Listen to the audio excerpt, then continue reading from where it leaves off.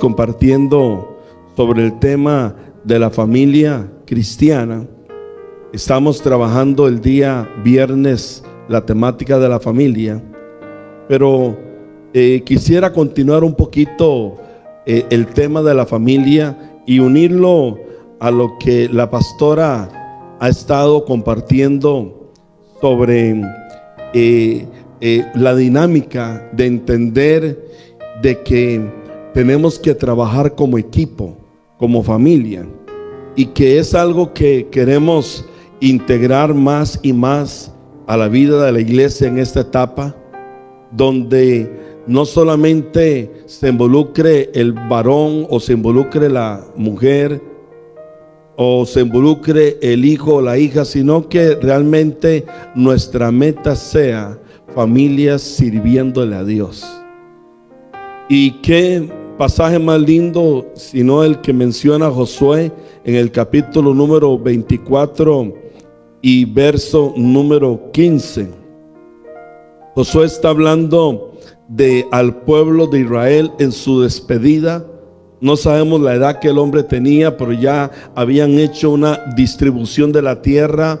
Josué había sido el que Dios utilizó para que aquella distribución y conquista se pudiera hacer.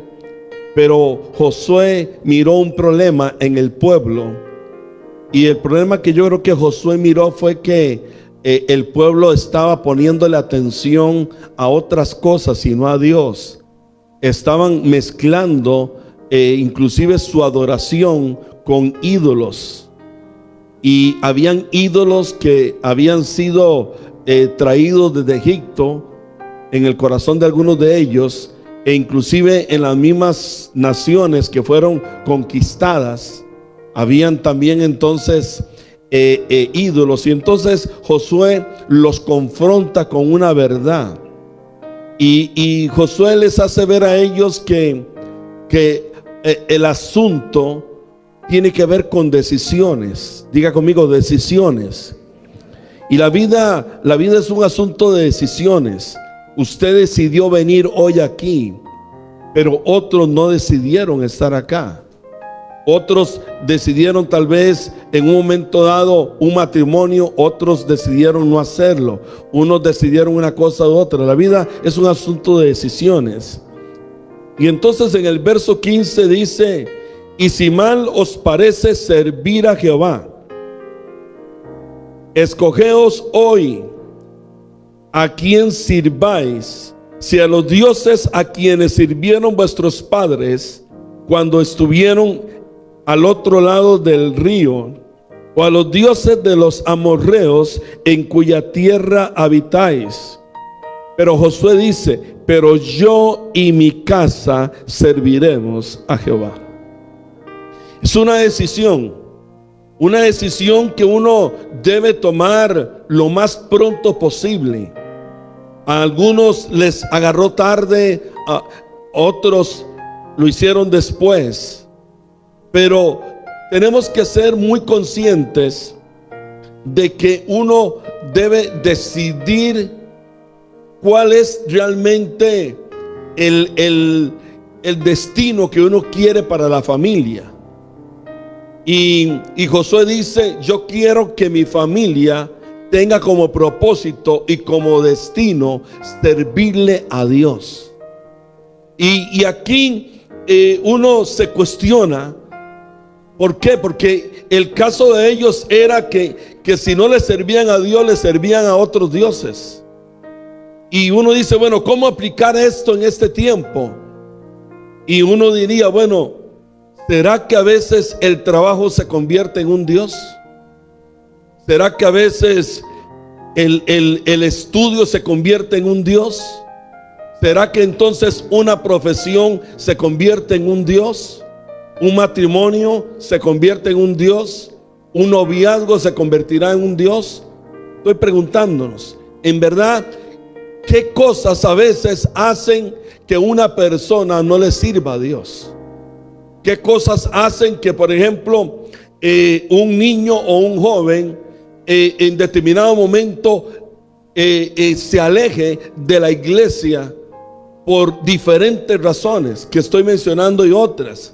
¿Será malo, diríamos, inculcar estudios, profesiones en nuestros hijos? Creo que no. El problema es cuando aquello llega a ser un Dios que te separa de Dios. ¿Me siguen? Entonces, el asunto no es que usted quiera trabajar para suplir una necesidad, o que usted quiera que su hijo o su hija tenga una profesión y sea un abogado, un doctor, sea una persona, un arquitecto, lo que sea. El asunto es cuando aquello entonces interrumpe el diseño original de Dios, y es que la familia le debe de servir a Dios. Entonces tiene que haber un balance en ese sentido. Yo recuerdo en los primeros años de mi cristianismo, y seguro algunos se acuerdan de esas épocas, hace algunos poquitos años, ¿verdad? Cuando realmente a mí me enseñaban de que uno no tenía que estudiar y dedicarse solamente a las cosas de Dios. Inclusive se hablaba de que la vida de fe tiene que ver con inclusive si uno está en el ministerio, dejar de trabajar en lo secular y todo, y dedicarse a trabajar solo a Dios. Y no es que esté mal eso, pero también uno debe entender de que hay una serie de cosas que usted puede ajustar y poder tomar en cuenta para las decisiones. Pero sea que usted esté antes o ahora, el enfoque de Dios desde que creó la familia es que la familia le sirva a Él. Y entonces uno tiene que inculcarle a los hijos y inculcarle al cónyuge: bueno, tú puedes hacer esto, tú puedes estudiar, puedes hacer esto, puedes tener esta meta, pero no puedes perder de vista que lo principal para lo cual tú existes en esta tierra es para servirle a Dios. Y no estoy hablando de ministerio, no estoy hablando de que todo cristiano, quien fue llamado a ser parte del pueblo del Señor, es llamado a servirle a Dios. Y entonces por ahí tiene que estar el enfoque. Pero como le decía hace unos segundos, es un asunto de decisiones. ¿Por qué? Porque hay que muchas veces decidir, bueno, hacer que algo se extienda con tal de poder lograr, hacer sacrificios, hacer entrega, hacer decisiones de diferentes tipos, para que entonces los propósitos de Dios no se pierdan. Cuando Josué está hablando aquí de que dice en el verso que leímos: yo y mi casa serviremos, la palabra servir que aparece acá y que aparece en diferentes connotaciones de la Biblia, tiene varias implicaciones. Una de ellas, cuando habla de servicio, bíblicamente hablando, se utiliza para referirse a aquellos que les servían, por ejemplo, a todo lo que tenía que ver con el tabernáculo, con el templo.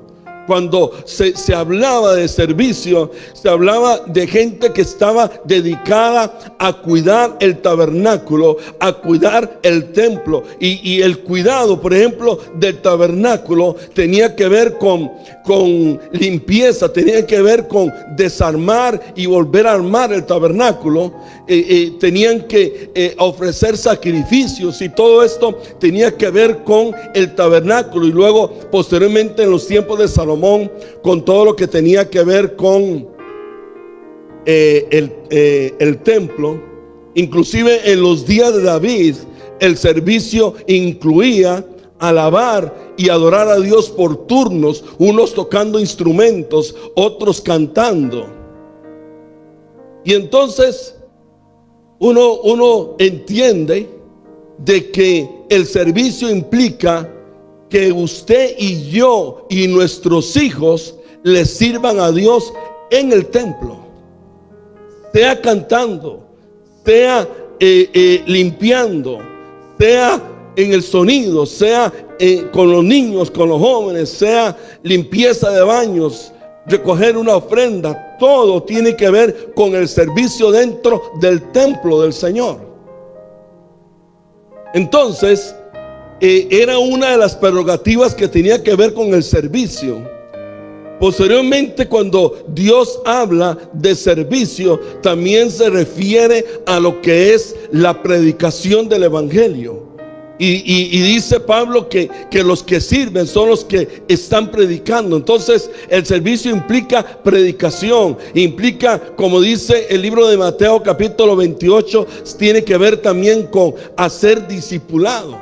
Entonces el servicio a nivel de familia, cuando Josué dice: yo y mi casa serviremos al Señor, si lo aplicáramos diríamos: bueno, yo y mi casa vamos a servir en el templo, yo y mi casa vamos a predicar, yo y mi casa vamos a ser discípulos. ¿Me están siguiendo, hermanos?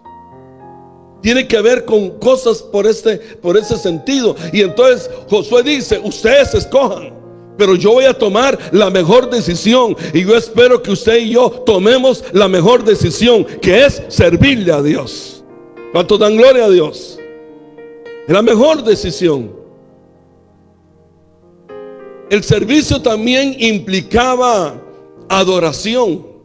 La palabra servicio, si usted recuerda, hace un tiempo platicamos sobre esto, cuando el Señor le dijo a Moisés que sacara al pueblo de Israel de Egipto. En algún momento le decía: es que vamos a salir 3 días de acá, y le decía a Faraón, porque vamos a ir a servir a Dios. Pero en otros textos dice: porque vamos a ir a adorar a Dios. En otros textos dice: porque vamos a ir a hacerle fiesta a Dios.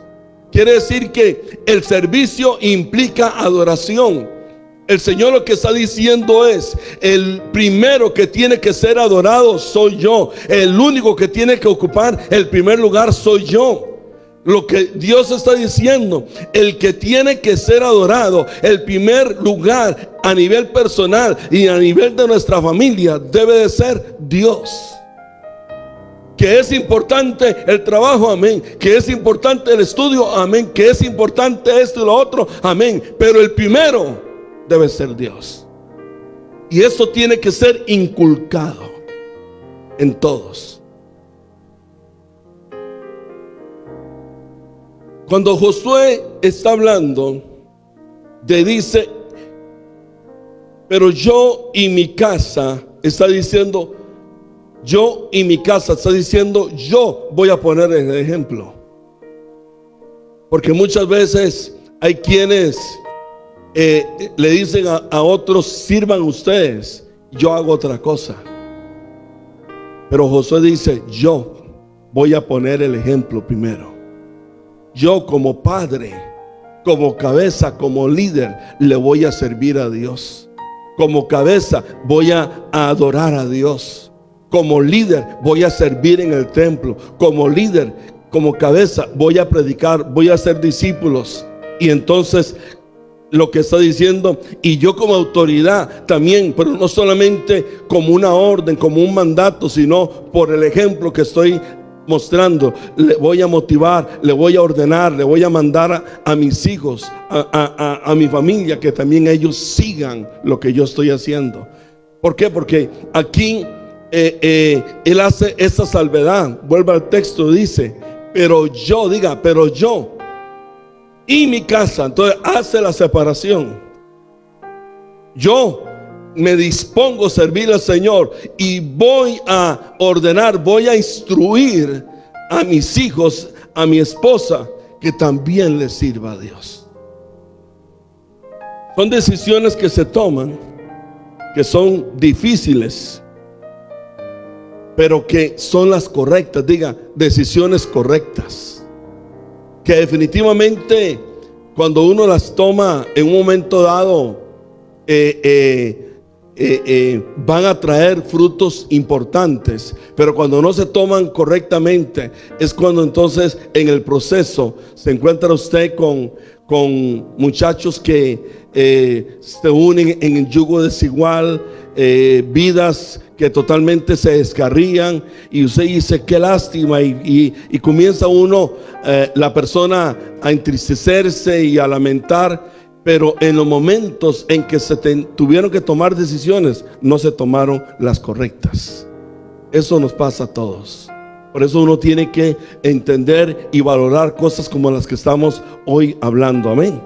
Para que podamos aprender de las experiencias buenas y no tan buenas que se hayan tenido en todo este tipo de aspectos.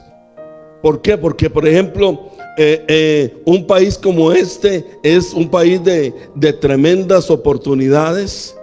De hecho, día a día son cientos de personas que vienen, pero también hay montones de testimonios de gente que venía de haber estado sirviendo al Señor en su país y llega acá y totalmente se descarría.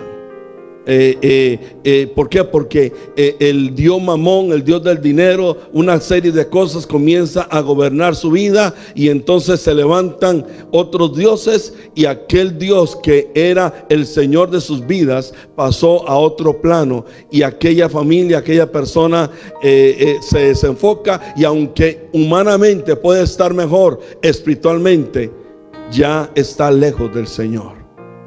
Entonces uno dice, ¿valdría la pena? No creo. Entonces definitivamente tenemos que tener mucho cuidado en todo esto, analizarlo conforme a la voluntad del Señor. La Biblia nos habla de un tremendo ejemplo, también en el libro de Samuel y también en el libro de Crónicas, cuando dice que David llevó el arca del pacto después de que Usa había muerto, y dice que la llevó a la casa de un hombre llamado Obed-Edom Geteo. Y dice que cuando Obed-Edom recibió el arca, dice el texto bíblico, dice, y la casa de Obed-Edom, ¿qué fue? Bendecida. Cuando la presencia de Dios está en una casa, ¿qué es lo que pasa con la familia que vive en ese lugar? Es bendecida. Y dice que todo lo que Obed-Edom hacía era prosperado. Pero el texto bíblico también incluye que dice que entonces inmediatamente Obed-Edom se dispuso a servirle a Dios. Y luego que también dice, y los hijos de Obed-Edom le servían a Dios. Y dice que inclusive ellos eran los guardas de la puerta del templo. Interesante. Entonces Obed-Edom entendió que si él fue bendecido con la presencia de Dios, lo que él tenía que hacer era ¿qué? Servirle a Dios. Diga conmigo en esta mañana, si yo entiendo que he sido bendecido por Dios, lo que yo tengo que hacer es servirle a Dios. Y ese es el resultado. ¿Cuántos han nacido de nuevo en este lugar? ¿Cuántos pueden decir que antes caminaban sin Cristo y ahora tienen a Cristo? ¿Cuántos pueden decir que antes vivían pero ahora tienen vida en abundancia? ¿Cuántos pueden decir que antes vivían atrás pero ahora están sentados a la diestra de Dios juntamente con Cristo? ¿Cuántos pueden decir en esta mañana que son gente que camina bajo la cobertura de Dios, que antes no tenían nada pero que ahora tenemos todo porque tenemos a Cristo? Entonces el que ha sido bendecido, el que es consciente de la bendición de Dios, le sirve a Dios. Eso es el resultado. Yo les he dicho a ustedes que desde que nosotros nos convertimos, hablo de mi esposa y yo, nosotros no hemos parado de servirle a Dios. Ahora estuve en Costa Rica y algunos me decían, pastor, pero ya usted le pegó a los 60, entonces usted está pensando en ¿cómo se llama? En jubilarme. Yo le dije, no creo. Mientras yo respire, le voy a servir a Dios. En la forma en que Dios me permita hacerlo, le puedo servir a Dios. Como les he contado de Billy Graham, cuando ya él no podía ir a las campañas a predicar, le preguntaron a su hijo Franklin, precisamente se llama igual que yo. Le decían, ¿qué hace su papá? Y dice, mi papá todos los días lo sacamos al jardín para que ore, para que las almas se salven. Es decir, el hombre no podía predicar, pero seguía orando por la salvación de la gente. Es decir, el sentimiento de servirle a Dios es un fuego. Dice Pablo, ay de mí si no predico. yo quisiera estar allá, decía Pablo, con el Señor, porque es que algunos le tienen temor a, como decíamos en Costa Rica, a la calavera ahí con el cucharón o con el tenedor. Pero Pablo decía, si usted me pregunta, algo así decía Pablo, si usted me pregunta dónde yo quiero estar ya arriba con él. Le dice, pero por causa de ustedes, por causa de que tengo que seguir predicando, por causa de que todavía hay gente que hay que predicarles y sacarlas de las garras del diablo y pasarlas al reino de Dios, es porque yo todavía le sigo sirviendo aquí a Dios. Pero por mí ya yo estaría allá. En cambio, algunos se aferran a lo de aquí, y no solo se aferran a lo de aquí, sino que inclusive hay quienes que ni les sirven a Dios y están aferrados a las cosas naturales. Entonces, creo que esto tiene que ser valorado en nuestros corazones. ¿Qué vamos a hacer en esta nueva etapa que nos da la vida? Pueden venir meses, años por delante, siglos, no sabemos.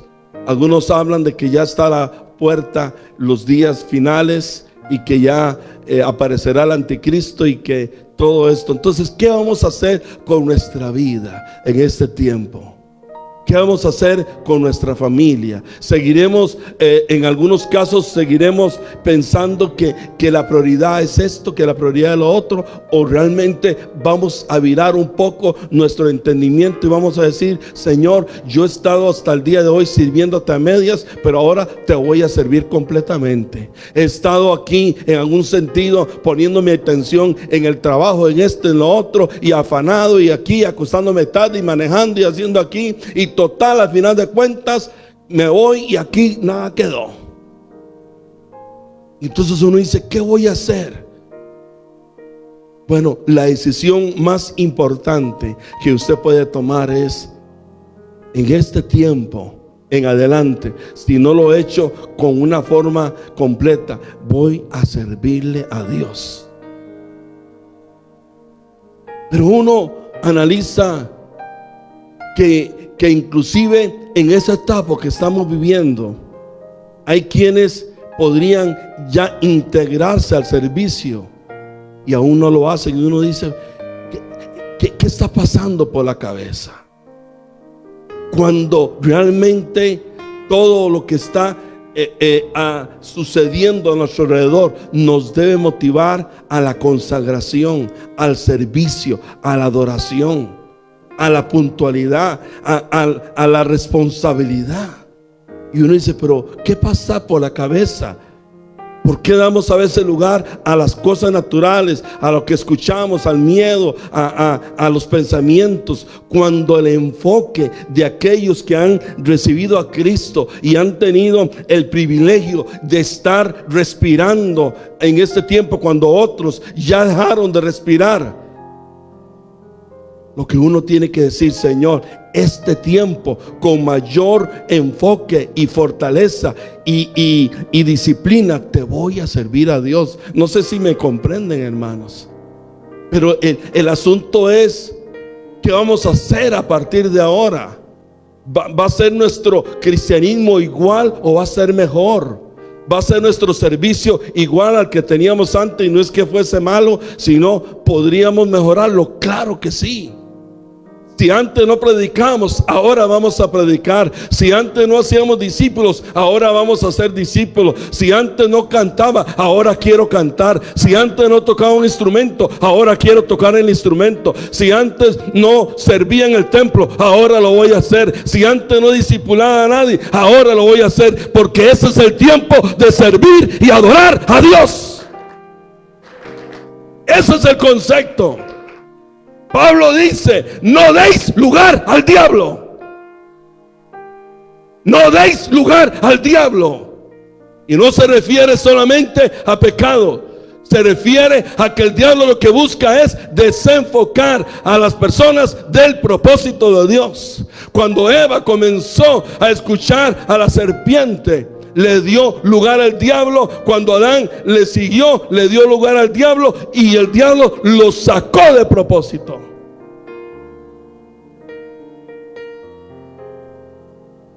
Y eso es lo que el diablo quiere: sacarnos de propósito, de plan. Y por eso uno tiene que entender no solo lo que está pasando en lo terrenal, entender lo que espiritualmente se está gestando. Hay un movimiento espiritual para que la iglesia no haga el trabajo, para que usted no haga el trabajo de Dios. Y por eso le hablaba del que el trabajo de Dios son muchas cosas. Muchas cosas. El libro de Nehemías habla de que Dios le dijo a Nehemías que edificara los muros. Y cuando Nehemías recibe la orden de edificar los muros de Jerusalén, dice que Nehemías hizo una distribución de la edificación de los muros y puso en cada parte, puso al cabeza de esa familia y a la familia, y dice en varias veces en el texto bíblico, dice, y cada uno edificaba delante de su casa. Y eso es un principio. Nehemías dijo: el muro se edifica por familias, padre, esposa e hijos, edificando la parte que corresponde a su casa, cada uno protegiendo su familia, haciendo cada uno el trabajo. Pero dice que se levantaron un grupo dirigidos por un tal Tobías y otro llamado Sabalac. Y entonces aquellos se levantaron para impedir que aquel pueblo por familias edificaran el muro. Y dice que el pueblo entonces entró en desánimo y en temor. Pero entonces Nehemías les dice: ustedes no pueden permitir que Sanbalat y Tobías les impidan edificar el muro. Sanbalat y Tobías son tipo del diablo, de los demonios, de la obra estratégica del diablo para impedir que la iglesia edifique, que la iglesia haga el trabajo. Y entonces dice que Nehemías les dice: ellos quieren impedir el trabajo, lo que tenemos que hacer es animarnos. Y eso sí, mientras usted trabaja, le dijo, usted ponga su espada allí y ni se la quite para irse al baño. Y le dice: si usted está edificando y viene el grupo de Tobías o de Sanbalat, entonces usted saca la espada y los enfrenta, pero no permita que ellos impidan que el trabajo de Dios se haga. ¿Me están entendiendo, hermanos? Y entonces hicieron así. Y dice que el muro se edificó en la mitad del tiempo. Imagínense, a pesar de que Tobías y Sanbalat se opusieron, a pesar de que el pueblo cayó en su momento de desánimo, el líder se levantó y les dijo: es tiempo de trabajar. Y ellos se sometieron. Ellos escucharon, entendieron lo que se estaba moviendo, entendieron que el diseño y el momento de Dios era que ellos edificaran. Pero ellos entendieron que siempre que se quiere edificar hay oposición. Siempre que usted quiere que su familia se integre a trabajar, hay oposición. Siempre que usted quiera que sus hijos vengan y le sirvan al Señor, va a haber oposición. Esto no es fácil. El diablo no quiere. El diablo no quiere ver a hijos sirviéndole al Señor. El diablo no quiere ver a hijos nuestros cantándole al Señor. No quiere. Porque eso habla de que generacionalmente hay gente que va a hacerle problemas al diablo en el futuro.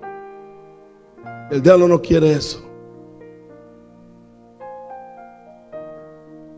Y entonces aquellos lograron edificar el muro en la mitad del tiempo. Y las familias, yo me imagino el cuadro, están ahí, pensemos así, están poniendo ahí los blocos, poniéndole la mezcla y con la espada aquí. ¿Entiende? Edificando y protegiendo. Y el trabajo se hizo. Y el trabajo se hizo. La obra de Dios se terminó. El trabajo del Señor se hizo. En los tiempos de Esdras fue algo similar. Esdras fue llamado a edificar ya no los muros como Nehemías, sino el templo. Y también hubo oposición. Siempre habrá oposición. Cuando Cristo vino a esta tierra, se le opusieron, no querían que hiciera el trabajo. Le levantaron calumnias, mentiras. Lo trataron de comelón, de que se reunía con pecadores. Y como no podían pararlo, entonces engatusaron o manipularon el corazón de uno de sus discípulos para que lo vendiera por 30 piezas de plata. Y llenaron la mente del liderazgo religioso y del pueblo para que entonces fuera delante de Pilato. Y Pilato, al ver la presión, fue también manipulado, y a final de cuentas todos en conjunto conspiraron para llevar al Señor a la cruz. Era plan de Dios, sí, pero hombres se dejaron usar para querer cortar la vida del Salvador, que había venido a salvar a todo aquel que estaba perdido. Habrá oposición constantemente para que usted y yo le sirvamos a Dios, para que tus hijos y mis hijos le sirvan a Dios, definitivamente. Y tenemos que entonces orar por esto, buscar dirección de Dios, hablar con nuestros hijos, decirles esto y lo otro. Y sobre todo cuando tus hijos todavía están bajo tu autoridad, porque ya cuando salen de casa y crecen, ya son decisiones propias de cada uno. Pero mientras tú puedas, influéncialos y diles: es tiempo de que tú digas que yo y mi casa le vamos a servir a Dios. Es tiempo de corregir cosas. Es tiempo de tomar decisiones correctas. Es tiempo de entender de que hoy estamos y mañana no sabemos. Y que no se nos puede ir la vida solamente en las cosas de esta tierra. Dicen que una vez cuando enterraron a un hombre, no sé si fue algo real o es una anécdota, dice que el hombre pidió que en su caja le pusieran 2 huecos para él sacar las manos. Y cuando la gente lo llevaban, que viera que así como vino sin nada, se iba sin nada en las manos. Definitivamente, hermanos. Por eso el Señor dice: todo lo natural es heno y hojarasca, va a perderse. Lo único que va a permanecer son las cosas eternas. Tenemos que aprender, hermano, y enseñarle a nuestra familia de que ganar una alma para Cristo o almas para Cristo son cosas que tienen repercusión eterna. Que lo que tú hagas en la casa del Señor va a recibir recompensa, y que es una cobertura, es algo que Dios va a bendecir. Recuerde que al final de los tiempos van a haber 2 juicios en la que todo ser humano será sometido, y uno de esos juicios será para condenación, pero el otro va a ser para dar recompensa y coronas según lo que en esta tierra hayamos hecho. Yo quiero estar delante de ese trono y que el Señor me diga: mira, Franklin, me vaya un ratillo contigo. Y le voy a decir yo: Señor, ¿y por qué? Porque la lista que tengo de todas las cosas que tú hiciste es tan grande que tengo que ponerme aquí rato a leer todo lo que tú hiciste, a ver cuántas coronas te doy. Pero algunos pasan y el Señor les dice: pase, porque aquí el cuadernito lo tengo en blanco. Aleluya. Dios nos ama, hermanos, y quiere que le sirvamos. Yo espero que esta palabra les motive y que la historia de la iglesia Poder de Dios sea una historia de una iglesia donde después de la pandemia fue una iglesia que le sirvió más y más y más y más a Dios, y que puedan decir: como nunca antes le serví a Dios y lo adoré, lo voy a hacer ahora, porque he entendido que lo más importante de esta vida no es las cosas que yo hacía, lo más importante es Dios, porque a final de cuentas es el que en su boca está la vida y la muerte. Total, médicos pueden decir: vacunas vienen, vacunas van, hay nuevas cepas, ¿cómo se llama? Cepas. Total, aquí no se sabe. Aquí el único que se las sabe todas es Dios.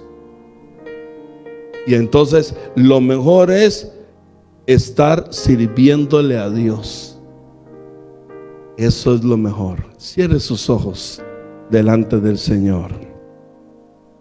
Padre, en esta mañana estamos delante de ti, dándote la gloria y la honra, porque nos permites estar en tu casa, Señor.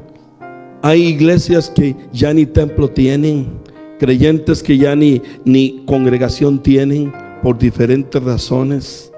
Y Dios, tú nos permites tener nuestra iglesia, nuestro edificio, nos permites tener a los hijos de esta casa y otros que se están integrando. Oh Dios mío, yo te doy las gracias por tu misericordia y tu amor, porque nos has sostenido hasta el día de hoy y hemos visto tu mano. Hoy podemos decir que tu mano nos ha protegido, que tu gracia ha estado sobre nosotros, que tu misericordia ha estado sobre nosotros. Hoy podemos decir, Señor, que mientras nosotros respiremos, lo que vamos a hacer es alabarte a ti, Señor, reconocer tu presencia en medio de nosotros, que al igual que lo hizo Josué, hoy te queremos decir, Señor, yo y mi casa a ti te serviremos, a ti te serviremos en este lugar, te serviremos en el lugar donde tú nos pongas, Señor, te serviremos, Dios mío, Padre, en adorarte, en poner nuestro talento a tu servicio, Padre.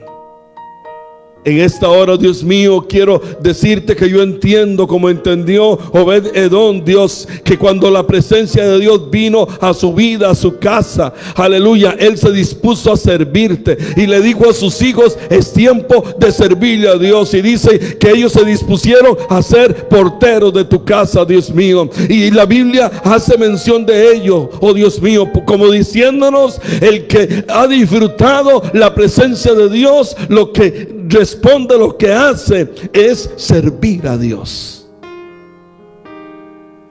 Hoy hemos aprendido, Señor, que habrá oposición para cuando querramos servirte, Dios mío. Se levantarán los Amará, se levantarán los Tobías, se levantarán aquellos que quieran impedir que los muros sean levantados, que el templo sea edificado. Pero Dios mío, no vamos a darles tregua, sino que vamos a continuar sirviéndote a ti, Señor, protegiendo nuestra vida, nuestra casa, sí, teniendo cuidado, sí, teniendo previsión, sí, pero no dejar de servirte a ti, Señor.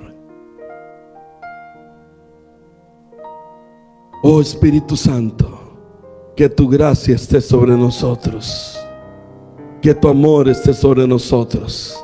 Yo bendigo a los que nos han mirado también en esta mañana. Bendigo la vida de los que están aquí, Señor.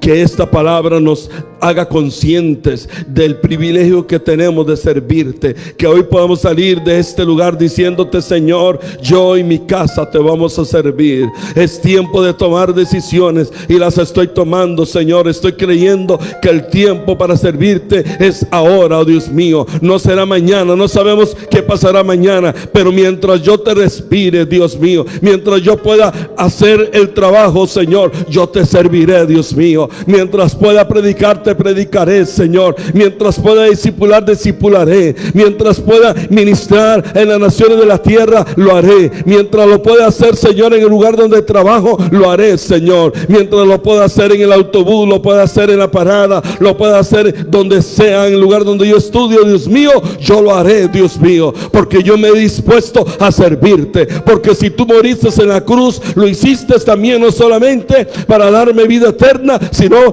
para que yo fuese alguien que tú pudieses usar para alcanzar a otros para tu reino. Oh Espíritu Santo, que en esta mañana tu gracia esté sobre tu pueblo, Dios mío. Que venga, oh Dios mío, tu presencia sobre nuestros hijos, estén donde estén. Que venga una revelación, un entendimiento que es tiempo de consagrarnos a Dios, que es tiempo de servirte a ti, Señor. Que hay otras cosas que hay que hacer, sí, pero la prioridad debe de ser servirte a ti, Señor. En el nombre de Jesús. En el nombre de Jesús. Gracias, Dios. Gracias, Dios. Te adoramos. Te honramos. Te damos toda la gloria. En el nombre de Jesús. Si te gustó este mensaje, dale like y suscríbete. Somos Ministerios Poder de Dios a las Naciones.